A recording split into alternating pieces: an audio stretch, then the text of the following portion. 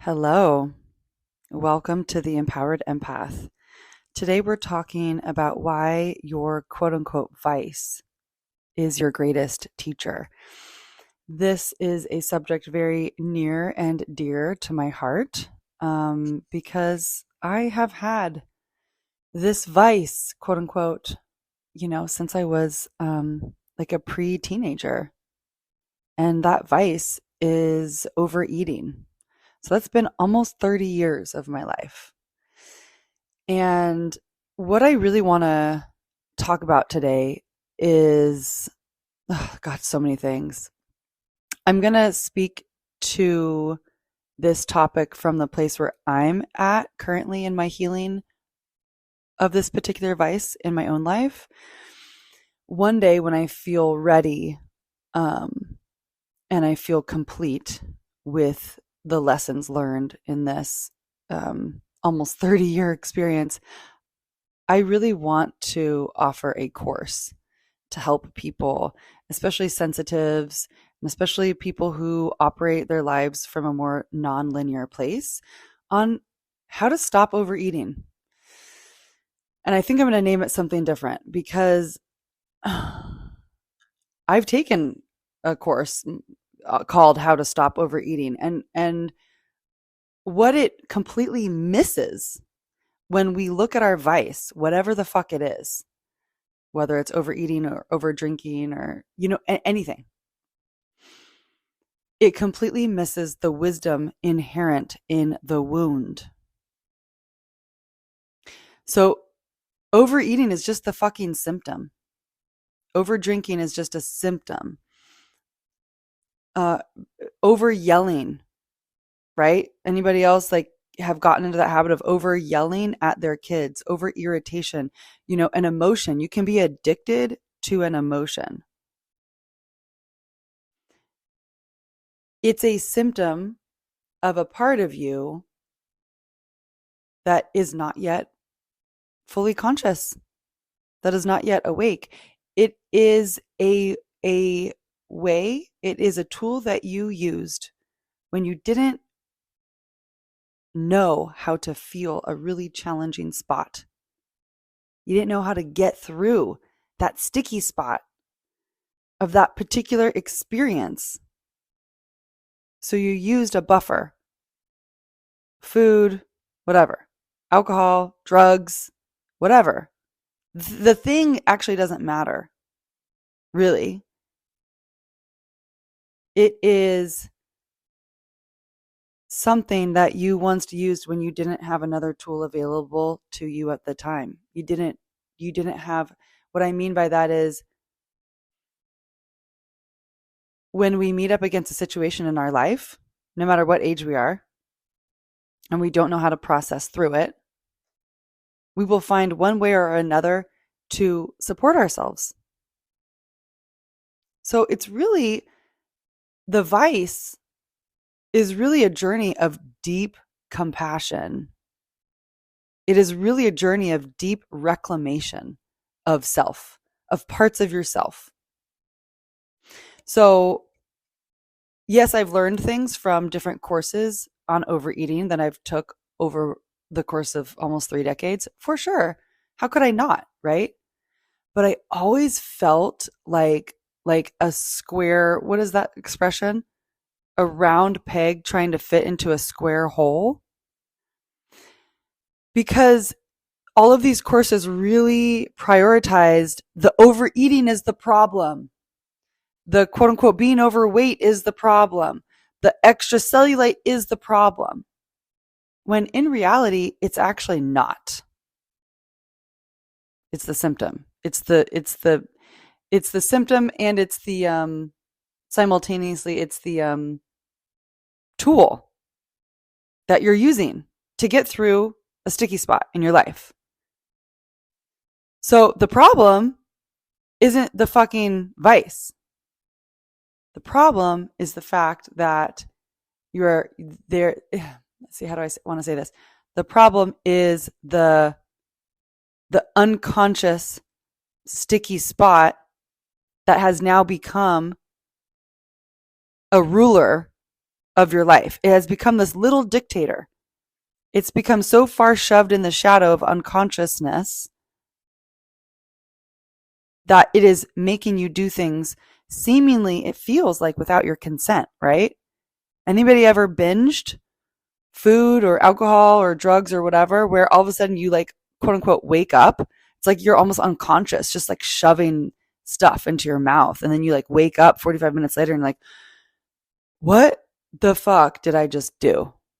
It feels like the habit or the addiction is ruling you.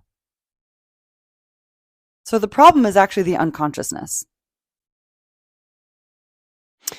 Something else I want to just like say really quick that just I had I swam in shame with for a while, up until quite recently, actually, up until maybe the last, I think I really started, I don't know, really a few years ago, but especially the last year, was the fact that this vice, it's almost like, oh, this isn't a big problem. This shouldn't be. Anytime you catch your mind saying the word should, pause and notice what it's saying should about.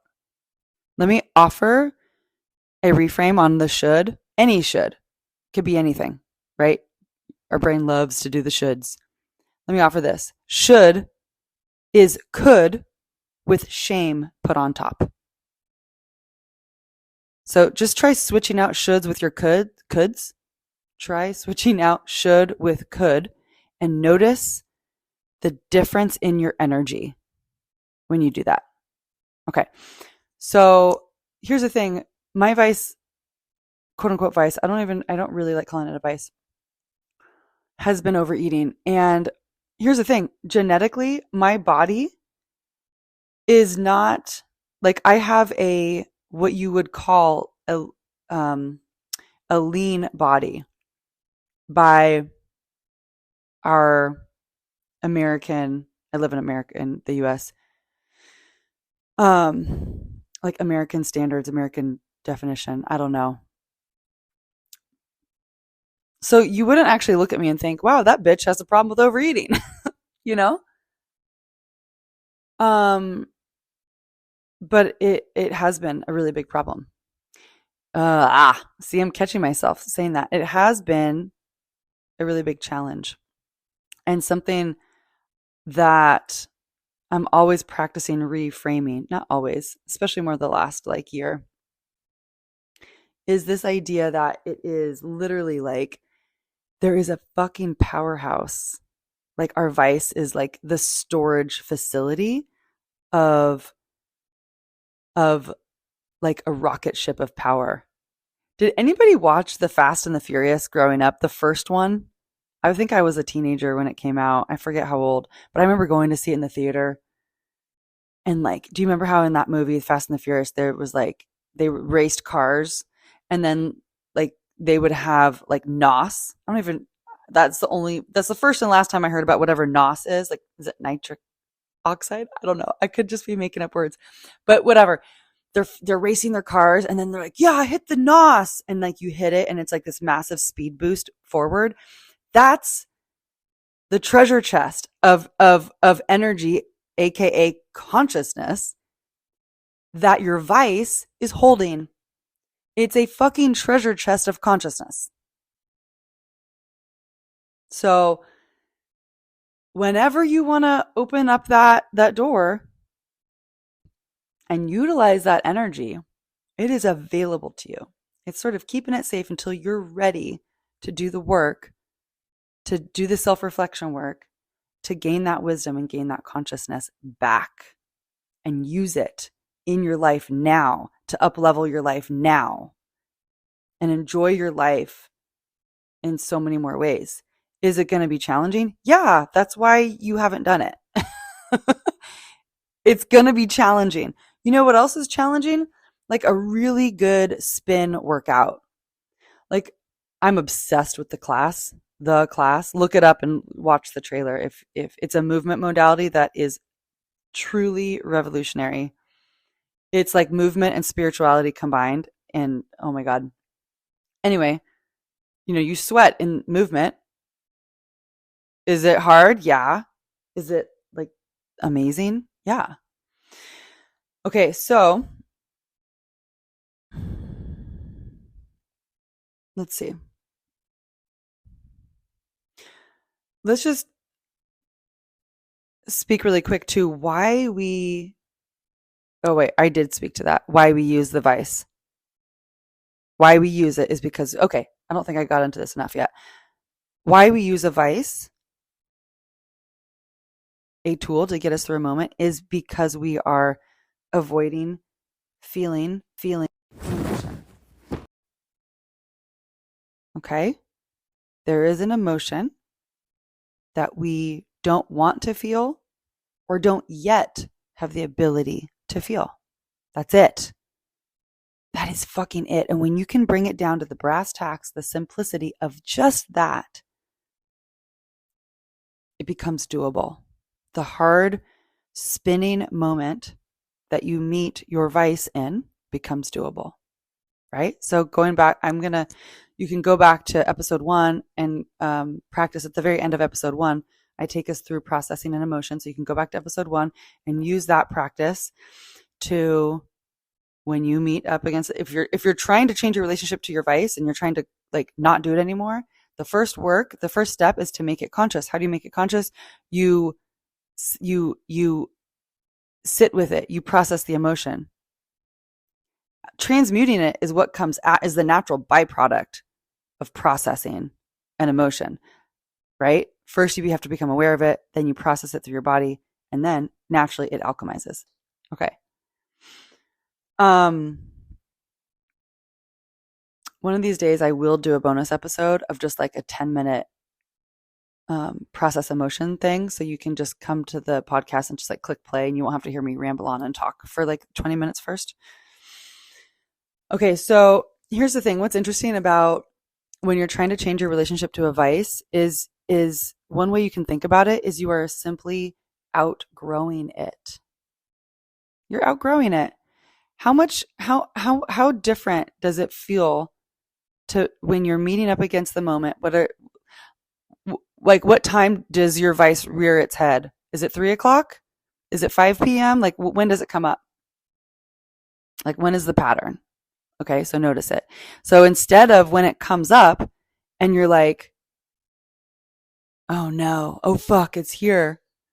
Ah. Instead of like that, you could be like, oh, this is a growing pain. I'm outgrowing this. It's like going through puberty. I was born with a vagina and the hormones that go with that.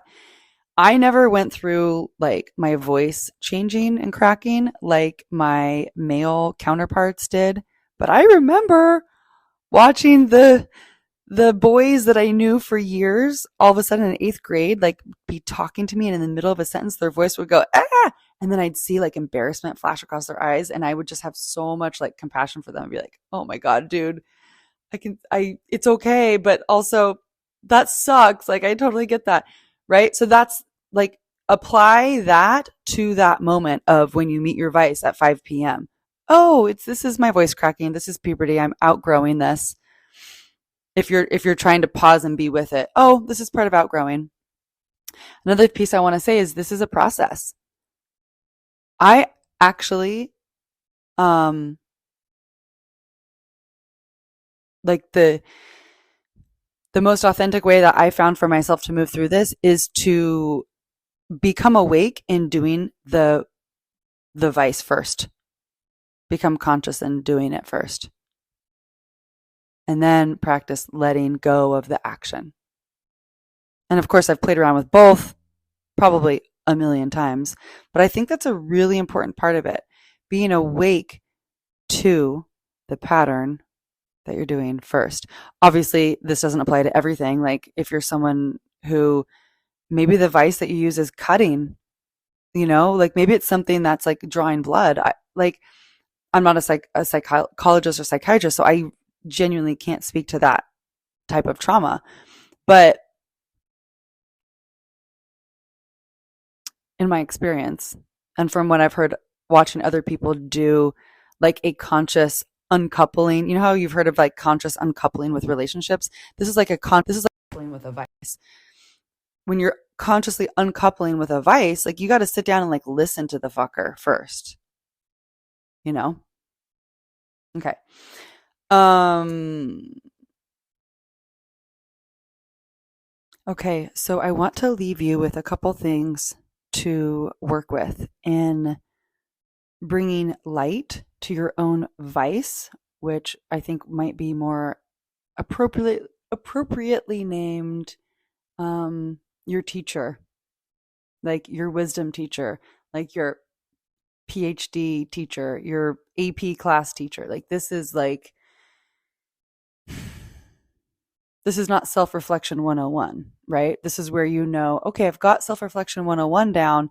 Now I'm taking it to like, number 5 or number 7. So one thing I want to say is why like 3 steps to stop overeating or 3 steps to stop over whatever drinking or whatever the vice is, right? 3 steps to stopping the thing.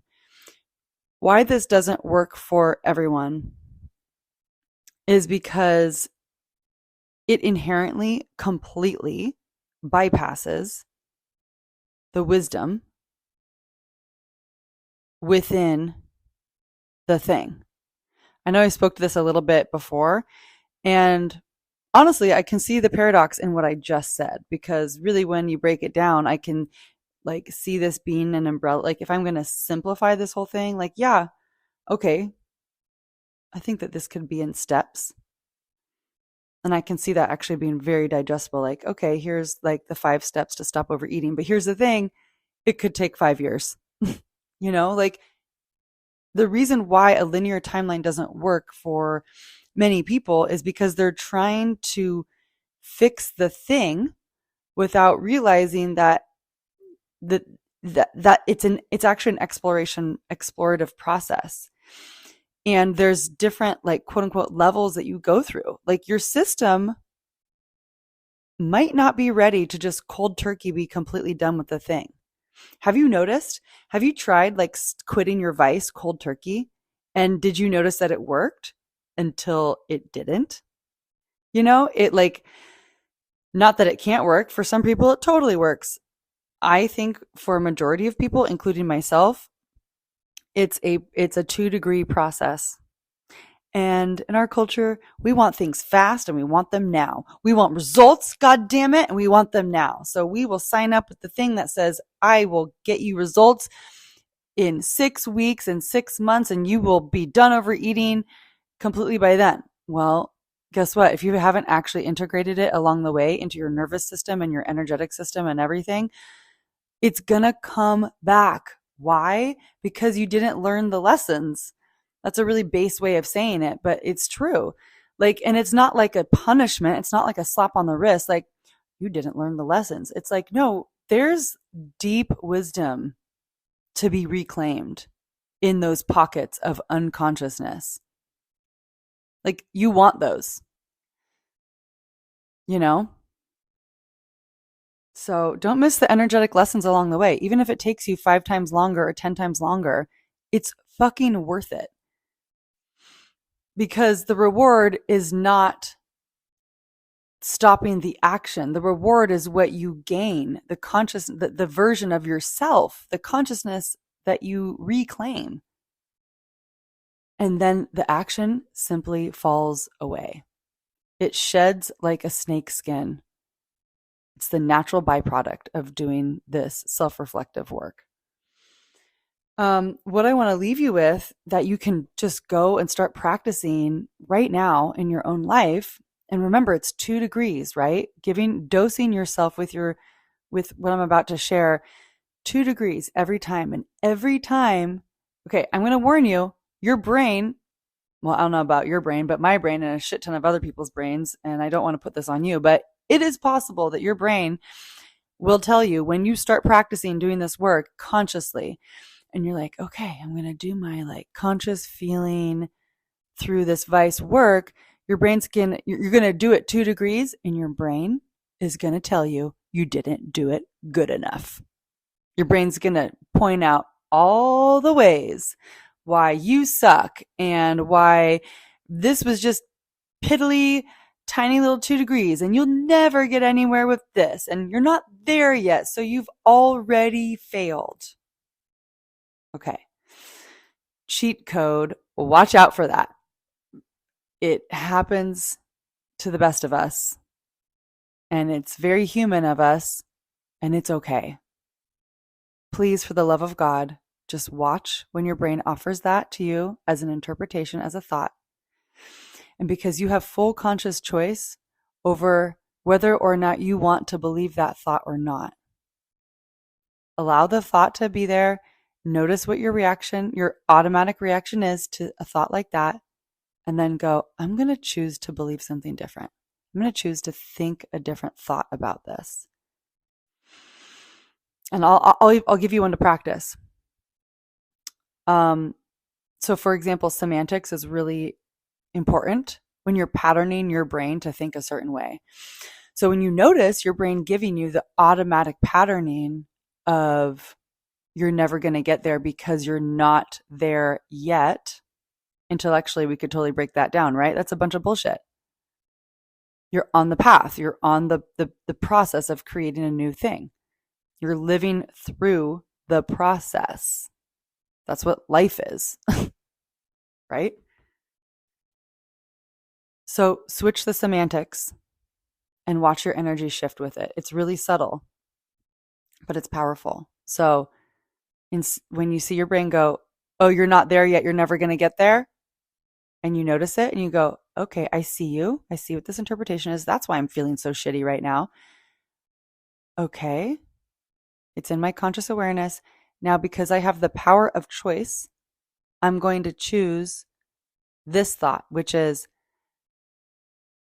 I am practicing laying down new track for where I will eventually get to. Let's see, how can I make that shorter? I am practicing my healing journey right now. It's actually better if you keep it totally in the present instead of like, I'll eventually get there, because guess what? If you are always saying I'll eventually get there, you're always going to be eventually getting there, you know? So I am practicing my healing journey right now. That's powerful. That's reclamation. Even though you may not actually be at the quote unquote end goal, when you're spinning in your power now, that's actually how you will fully embody your power when you reach the quote final end goal. Okay. I had a thought that I really wanted to take for a date with you, but in the interest of time, I'm just going to leave you with one more thing. So this is what I want to say. When I want to offer a practice, a home play for you to play with right now, in making your vice conscious, going from unconscious to conscious and reclaiming that power and that wisdom. And of course, if you want to work together one-on-one or in a 6-week journey with this or any other life coachy thing, I'll put my link in the show notes and we can chat about it. But what I want to offer is you have already the medicine, the energetic medicine available to you right now to dose yourself with every fucking time you meet your vice. Okay? I just burped. I call it, right now I'm calling it directional energy.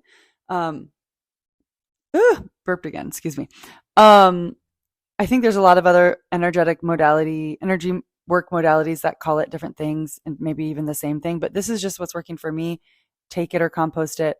But directional energy, and I think I'll explain it and I'll use myself as an example, and then my invitation to you is to take this as inspiration to find your own medicine in the moment where your vice rears its, I'm not going to say ugly head. Did you think I was going to say that? When your vice rears its wisdom head. It's like it's like the hero in the story at the very end of the battle, and it's like they meet like that really big dragon, and it's like, okay, this is where all the marbles Like, this is where my training, it's time to utilize my training, and it's work, but it's sacred work because it's fighting the battle of your own consciousness. Let's not use the word fighting because then it's going to be like tumultuous.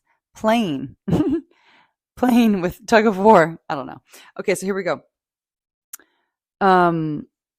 What is in the moment when your vice rears its head at whatever time of day? Let's say it's 5 o'clock in the evening, and it's a daily vice that you use. Whatever the fuck it is, right? It could be anything. I mean, God, humans can use anything. That's like the beautiful thing about us. And then you feel the vice start to constrict within you and around you. This can be called an urge because it feels urgent.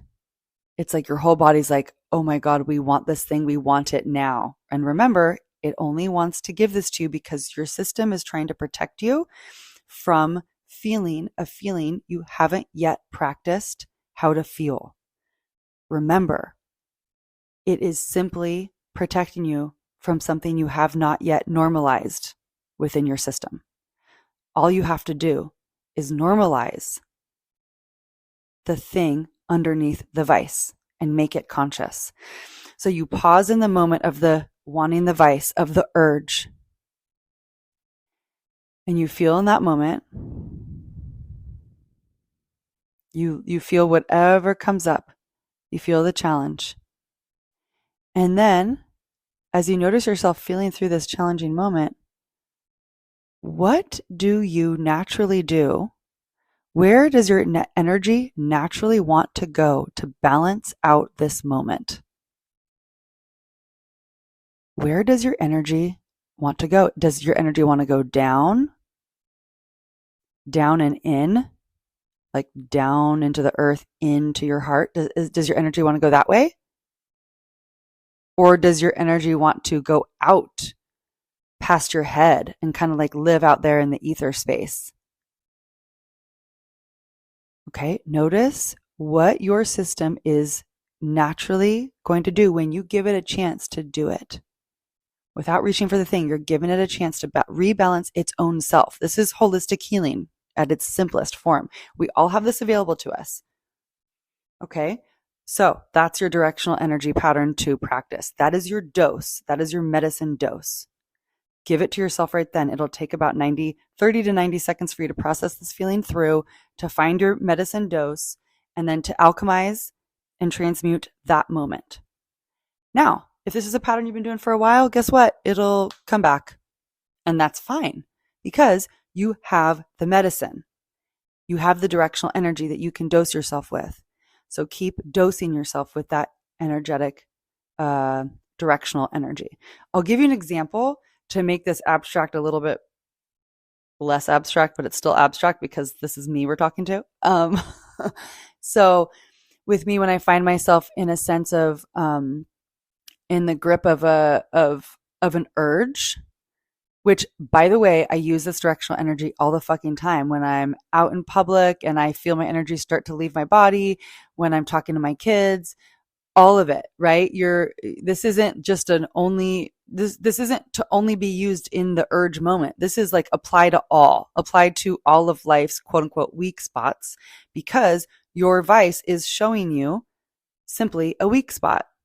And so you get to practice it. This is like is this correct? The WWF of like practicing medicine, your holistic medicine, your divine medicine, that then when you're out in your regular life, you're like, oh, I totally know what to do here. You can be talking with somebody in the middle of a sentence and you can have your energy be doing something different. Okay. So